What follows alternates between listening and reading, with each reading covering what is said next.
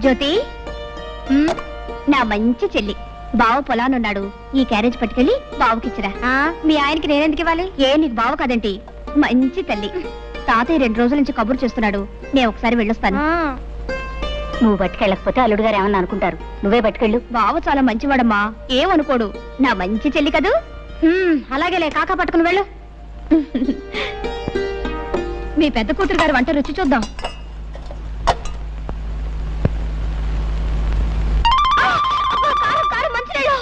చాలే ఊరుకోవే, మరీ నడమంత్రం.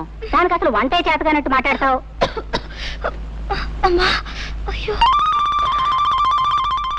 అబ్బా, ఈ వంట తింటే మీ బావు పని అయినట్టే.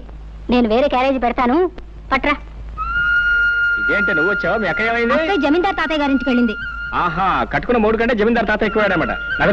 అంత కోపం ఏంటి బావా? పాపం తాతయ్య మరీ రమ్మని కబుర్ చేస్తేనే వెళ్ళింది. రా తిందు గాని. ఇవాళకి అక్కని క్షమించే బావా, రా. సరే, ఇవాళ ఒక్కనాడు క్షమిస్తున్నాను, రేపటి నుంచి క్షమించను.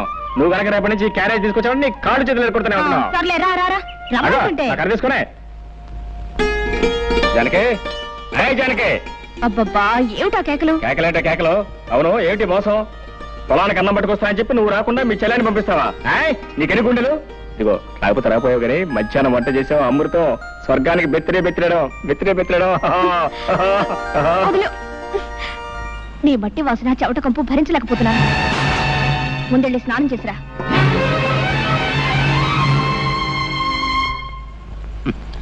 నువ్వు చెప్పినా చెప్పపోయినా నాకంతా తెలుసు మురళి. నువ్వు జానకిని ప్రేమించావు, తప్పులేదు. కానీ వాళ్ళ బాబేదో కొంపలు ముంచుకుపోయినట్టు ఆ జాతిరత్నాన్ని తీసుకెళ్ళి మోటు రత్నాన్ని కట్టబెట్టాడు. ప్రేమించిన ఆడ దొరకపోతే ఎవరికైనా బాధే. మరి అంత మాత్రాన్ని నువ్వు ఇలా మనసు పాడు చేసుకోవటం నాకు బాధగా ఉంది. జరిగింది మర్చిపోవటం అంత తేలిక కాదు. కష్టమే, చాలా కష్టం, నాకు తెలుసు. అందుకే మర్చిపోవటానికి కొన్ని సులువైన పద్ధతులు కనిపెట్టారు మన పెద్దలు. అవును, చరిత్ర తిరగేస్తుడు. పార్వతిని ప్రేమించిన దేవదాస్ ఏం చేశాడు? పార్వతిని మర్చిపోవటానికి మందు కొట్టాడు. అందాక ఎందుకు, ప్రేమ్నగర్ సినిమాలో నాగేశ్వరరావు ఏం చేశాడు? వాణిశ్రీని ప్రేమించి ఆ అమ్మాయి తిరస్కరించిన తర్వాత బాటిల్ ఓపెన్ చేశాడు. అతనే కాదు, చరిత్రలో భగ్న ప్రేమికులందరూ బాధని మర్చిపోవడానికి మందునే ఆశ్రయించారు. ఏదిగో ఏమిటిదంతా? వద్దు ప్లీజ్. మనం చరిత్రను అవమానించకూడదు. పెద్దలు నడిచిన తోవనే మనము నడవాలి. ఇది ముందు కొంచెం ఘాటుగా ఉంటుంది, ఆ తర్వాత వగరుగా, తియ్యగా, చేదుగా, అచ్చం ఉగాది పచ్చడిలా ఉంటుంది. అబ్బా,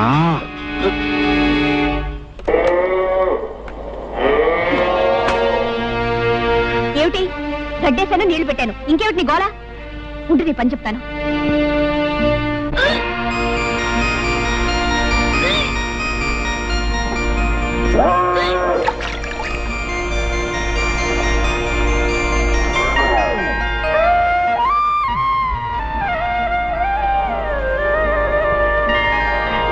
నీకడు బంగారం కాను, ఇంత మంచి వార్త ఎవరికి చెప్పొద్దంటావే. ఉండు జ్యోతి, నేను చెప్పేది పూర్తిగా వినమ్మా.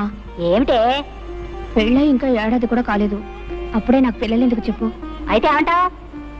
ఏం లేదు, ఇరకల వెంక మీద పోవడానికి ఏదో మందిస్తుందట, అది నేను వేసేసుకుంటాను. పిచ్చి పిచ్చిగా వాగా అంటే చెప్పు తీసి కొడతాను. బావా, నేను ఒకటి అడుగుతాను, నువ్వు కాదనకూడదు. అయ్యో రామ, భార్య కాస్త ప్రేమగా అడిగితేనే ఏమో కూడా ఏం కాదనలేడే. ఇంత గట్టిగా కౌలించుకుంటే ఏం కాదంటాడు? ఏం కావాలి చెప్పు. మరే మరే మరి గుండి కావాలా? అదేం కాదు. గుండి కావాలా? అదే కాదు. ఏం కావాలో చెప్పు. మరి మరి మరి పెళ్ళైన ఏడాదికి పిల్లలు పుట్టే వాళ్ళ మీద నీ అభిప్రాయం ఏమిటి? ఏడాదికి పుడితే అదృష్టవంతులు, 9 నెలలకి పుడితే మంచి కష్టజీవులు అనమాట. 4-5 సంవత్సరాల తర్వాత పుడితే వాళ్ళ మొహం, వాళ్ళ గురించి కూడా ఒక అభిప్రాయం, ఒట్టి బద్దగస్తులు అనమాట. అవును, నువ్వేదో అడుగుతావని చెప్పి ఏమిటి అడుగుతావేంటో? మర్యాదగా చెప్తావా లేకపోతే వెళ్ళి నీళ్ళు పెడతావా? అబ్బా, నీదంతా కంగారే, ఏది సరిగా వినవు. ఏది చెప్తే కదా వింటాకే, చెప్పు. నేను నెల తప్పాను. తప్పగా నీళ్ళు పెట్టవా? అబ్బా, ఏది అర్థం కాదు. 1 నెల కాదు, 3 నెలల వరుసగా తప్పాను. 3 నెలలు కాబట్టి 6 నెలలు తప్ప. ఇప్పుడు ఏం పోయింది, తర్వాత మాట్లాడుకోవచ్చు. వెళ్ళి నీళ్ళు పెట్టు. నా చెమట పడి చేస్తుంటే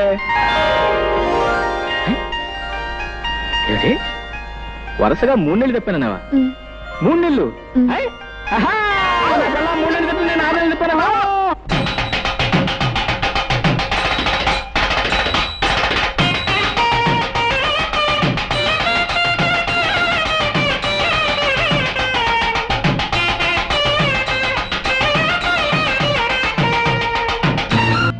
అది కాదు బావా, నేను చెప్పేది కాస్త ఆలోచించు. ఏంటో ఆయన నువ్వు చెప్పేది నేను ఆలోచించేది. నొరుముసుపడగా నిద్ర వస్తుంది. మరీ ఇంత తొందరగా పిల్లలు ఎందుకు చెప్పు? ఇంకా చిన్న పిల్లవి.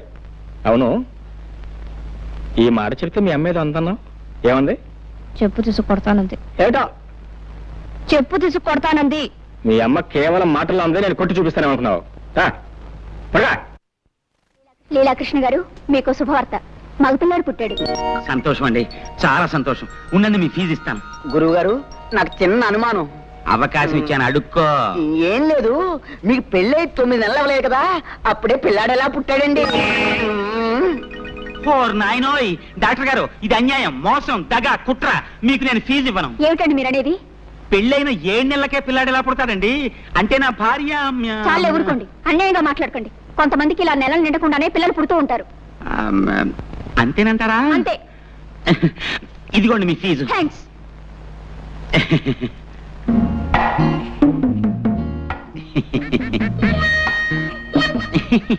చీ చీ చీ చీ చీ. ముక్కు నాదే, మూతి నాదే, కళ్ళు నాదే. భలేవారేనండి మీరు.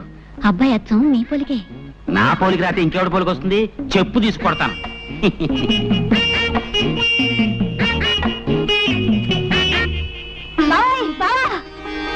ఏంటే ఏంటే? అయ్యో అయ్యో, ఏంటే? ఈ మహారాజు గారికి మహాలక్ష్మి పుట్టింది. నా కూతురు పుట్టిందా? ఇదిగో ఈ 100 రూపాయలు తీసుకుని మీ ఇష్టం వచ్చిన సరదాలు ఏమైనా చేసుకోండి.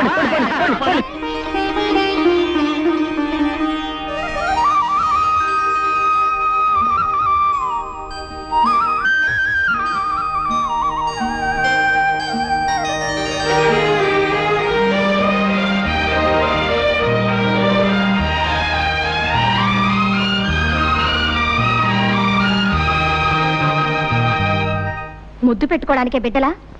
ఎలాగైతే కన్నావులే గొప్పగా. పిల్లకి స్నానం చేయించడం కూడా రాకపోతే ఎలా? ప్రతిరోజు ఎవరొస్తారు ఈ పనులన్నీ చేయడానికి? చిచి, ఇదంతా నాకు అలవాట్లేదు. ఆహా, నాకు మాత్రం ఉందా? నేనేమన్నా 5-6 కన్నానా? ఆడదన్న తర్వాత ఇవన్నీ తనంతట తనే నేర్చుకోవాలి. బావా, ఓ పంచే, పిల్లకు నీళ్లు పోయడం, పాలు పట్టడం ఇవన్నీ నువ్వు నేర్చుకో. ఇదేదో పెద్ద పని అయినట్టు. ఇంతలా పెళ్ళానికి సేవ చేయడం నేర్చుకున్నవాడిని బిడ్డకు నీళ్లు పోస్తే ఇద్దరు ముసలేనా? నువ్వు రాకపోతే ఎవరు చేసేవారా? నేనే కదా మెక్క చేస్తా. మీరిద్దరూ కలిసి నన్నే వెగతాళి చేయక్కర్లేదు. దాన్ని ఎలాగి నా పని నేనే చేసుకుంటాను. తస్సది, మీ అక్క మా లావు తెలియగలదే. పిల్ల ఏడుస్తున్నానో నా ఒళ్ళో, నవ్వుతుంటే దాని ఒళ్ళో. ఇదిగో రోబాకు సరాసరి ఇక్కడ తీసురా. మొగుడు పెళ్ళాలు ఇద్దరు కలిసి నా చేత పనులు చేయించుకుంటున్నారు. అబ్బా, ఇవాళ చాలా స్పీడ్ గా ఎక్కిపోతుంది. ఏమిటిదంతా? ఏముంది, ఇది పకోడీ, ఇది మందు, ఇది గ్లాస్. ఇతను మురళి, నేను మాత్రం లీలాకృష్ణ. నువ్వు లీలాకృష్ణుడివి కాదురా, ఈ ఇంటికి పట్టిన చీడ పురుగువి. ముందు బయటకు పో, బయటకు పో. మురళి, నువ్వు చదివిన చదువంతా ఏమైంది? ఈ తాపుడేమిటి, ఈ వరుస ఏమిటి? తాతయ్య నీ కోసం ఎంత బాధపడుతున్నారో తెలుసా? అనుకుంటే అంత బాధే. బాధల్లోనే పుట్టాం, బాధల్లోనే పెరుగుతున్నాం, బాధల్లోనే పోతాం. అసలు ఈ ప్రపంచమే బాధల్లో ఉంది. మురళి, నువ్విప్పుడు మత్తులో ఉన్నావు. నేనేం చెప్పినా అర్థం కాదు. మరోసారి నువ్వు తాగేవని మాత్రం నాకు తెలియకూడదు. చూసావమ్మా వాడెంత చెడిపోయాడు. అవన్నీ తర్వాత ఆలోచిద్దాం. ముందు మందు తాగు తాతయ్య. వద్దమ్మా, ఈ మందు తాగి నేను ఆరోగ్యవంతున్నై వాడి దౌర్భాగ్యం కళ్ళారా చూడాలా? పూర్వ జన్మలో నేనేదో మహాపాపం చేసి ఉంటానమ్మా. అందుకనే ఆ భగవంతుడు మనవణ్ణి నాకు విడిచిపెట్టి ఉన్న కొడుకుని కోడల్ని తీసుకుని వెళ్ళిపోయాడు. అయినా తట్టుకున్నాను. నా ప్రాణంతో సమానంగా వాడిని పెంచి పెద్ద చేశాను.